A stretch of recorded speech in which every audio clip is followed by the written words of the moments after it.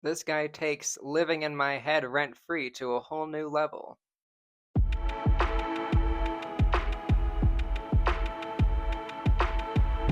Welcome back, everyone, and thank you for tuning in.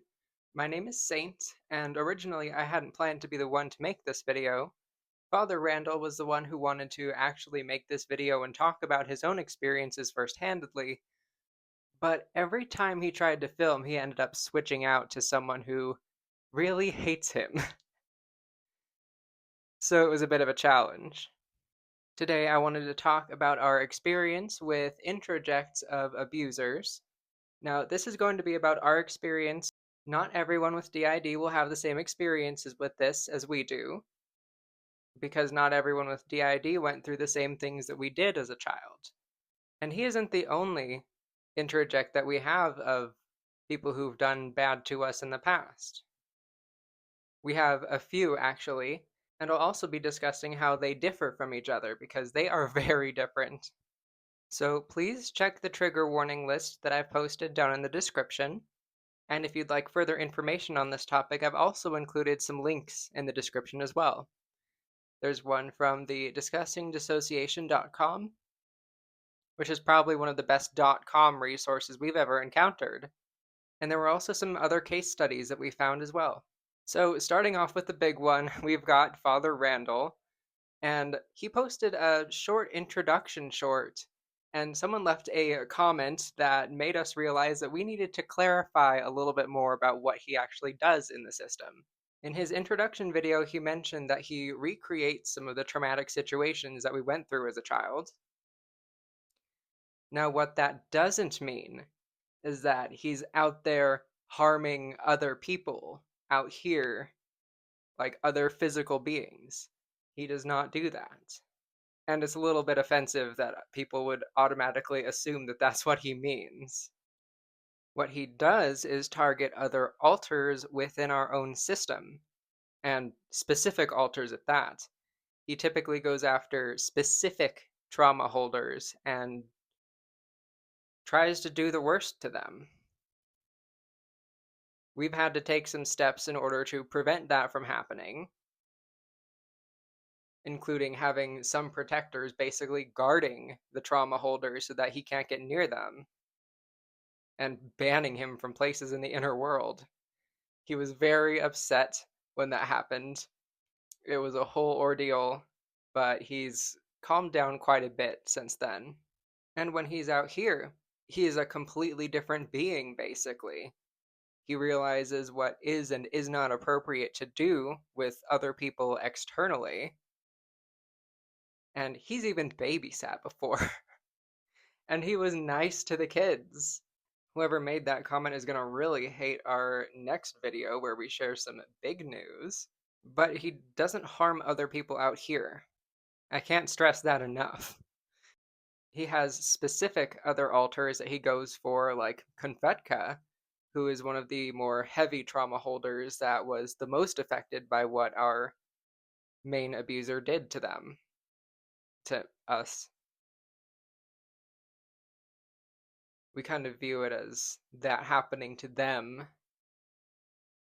though I think that's just the dissociation speaking. And his reasoning behind his actions is strange, but it makes sense from our point of view at least. Like, we can see why he does it, but we don't condone his behaviors. In his mind, he's thinking that by continuing on the cycle of trauma and harm, that he is preparing us for the worst that could possibly happen to us. Like if we were to get, hurt like that again, we would be prepared for that because our mind never left that mindset. If that makes sense. It's very dark and honestly extremely harsh, but we can kind of understand where he's coming from. It's just trying to convince him that that is not what is needed nowadays. That's kind of our current hurdle. He's not very willing to listen to other people. He kind of thinks that he runs this system and is in control of the other alters, where that's not the case at all. He thinks it's his system, We do not belong to him. And he is extremely rude to other alters. Like, he only gets along with a select few. But we're working with him to be a little bit more conversational, at least, with the majority of us. It's a slow process, but these kind of things take a lot of time, a lot of work, and a lot of patience. If anyone out there is dealing with an alter who's similar to him, patience is definitely required for getting anywhere with these types of alters. At one point, we had him locked up for years upon years, and that basically just kept him in a stasis. It did not improve anything, and he came out just the same as he went in. Although the rest of us were more readily prepared to deal with a situation like that than we were when he was initially locked up. We have mixed feelings about locking up alters. Like, sometimes it is a necessity, but we do not feel like that's a good permanent solution, because that is a part of yourself, and to kind of shut that away in the back of your mind is to shut away and lock up a part of yourself. A part of self that requires healing just as much as some of the others do. So, if you want to improve your situation and heal your system, it may be best to not use that as a permanent solution. And Father Randall is an introject of our primary abuser, but he is also a fusion. But both of the parts that he fused from were introjects of that same guy. So he kind of like doubled up in a sense. It was quite disturbing when it happened, but it is for the better, honestly. We've noticed he's more willing to listen and improve himself as he is now than when he was those two separate alters. I personally don't have a lot of memories of what that fusion was like.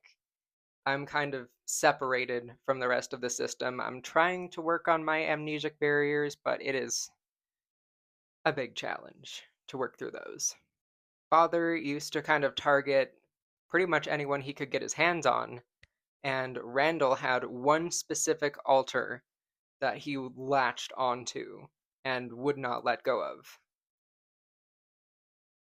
Which both of those kind of mirrored our situation as a child. The one who did that to us kind of did harm many people, but also latched onto us when we were a child.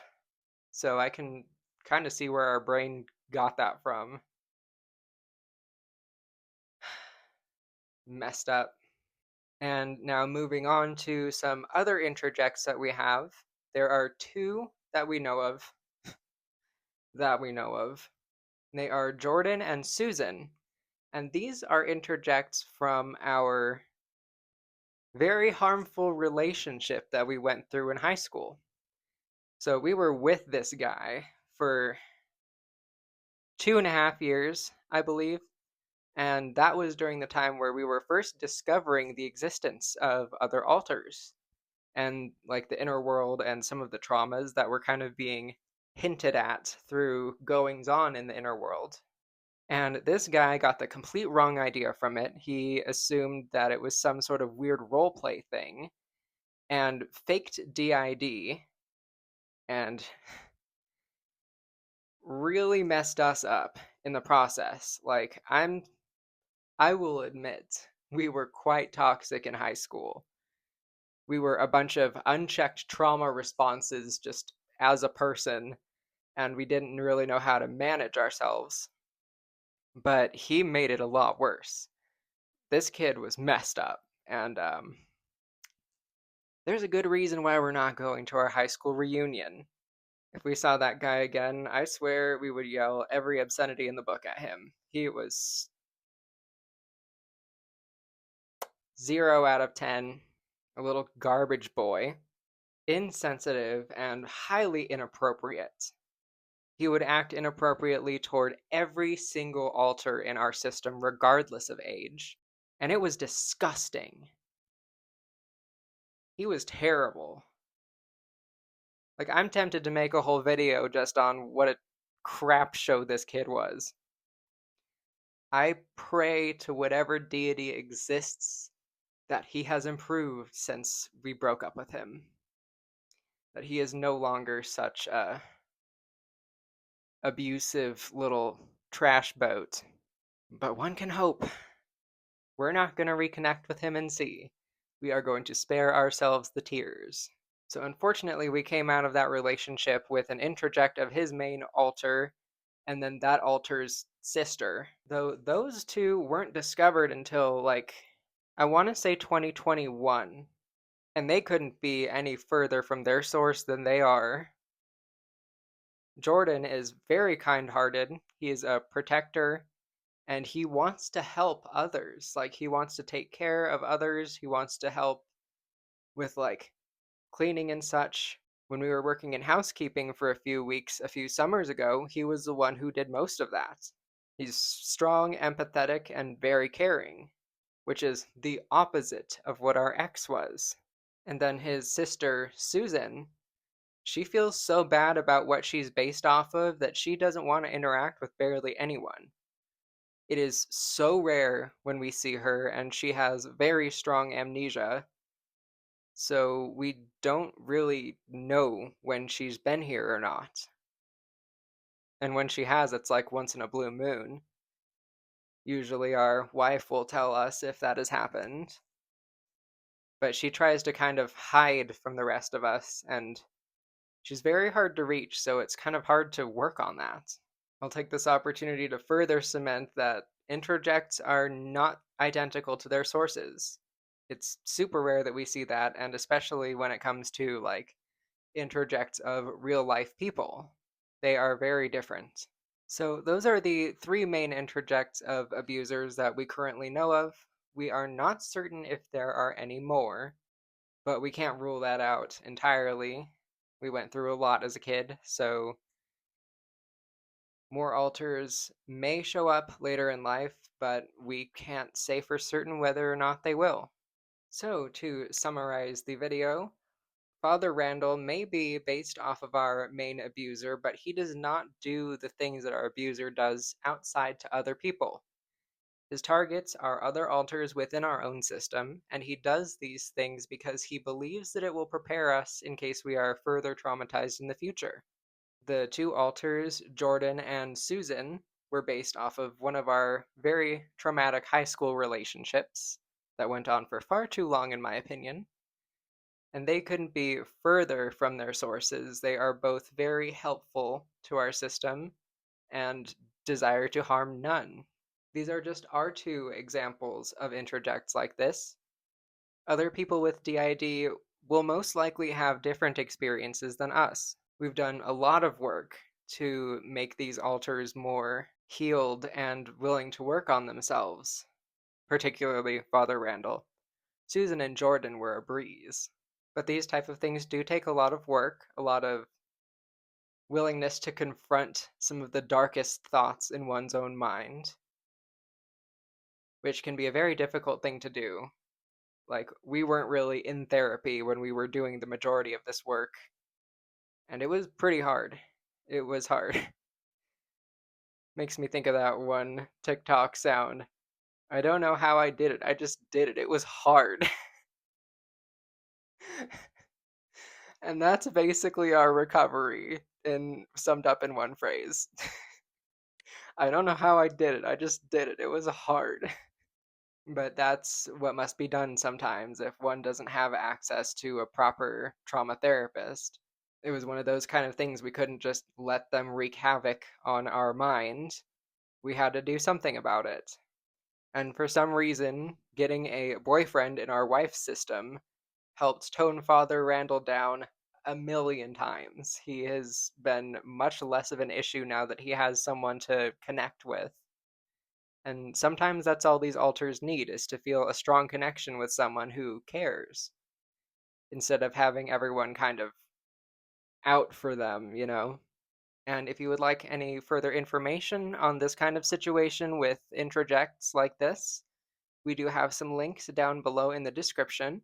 Stay tuned for our next video where we're going to be sharing some very big news. Thank you all for watching. Please take care of yourselves, and we'll see you all in the next video.